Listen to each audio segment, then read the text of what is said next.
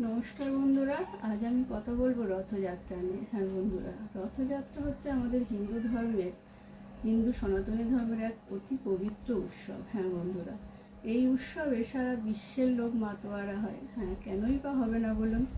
একমাত্র প্রভুই, যিনি নিজের গর্ভগৃহ ছেড়ে, মন্দির ছেড়ে রাস্তায় নেমে আসেন ভক্তের মাঝখানে, নিজেকে দর্শন দিতে এবং ভক্তদের দর্শন করতে। হ্যাঁ বন্ধুরা, উনি রাস্তায় ভক্তের মাঝে আসেন ভক্তদের দুঃখ দুর্দশা দর্শন করতে এবং মোচন করতে। আপনারা রথযাত্রায় প্রভুকে দর্শন করুন, রথের সাথে হাঁটুন এবং রথের দড়ি একবার হলেও স্পর্শ করুন। তাহলে আপনাদের জীবনের দুঃখ দুর্দশা অবশ্যই দূর হবে।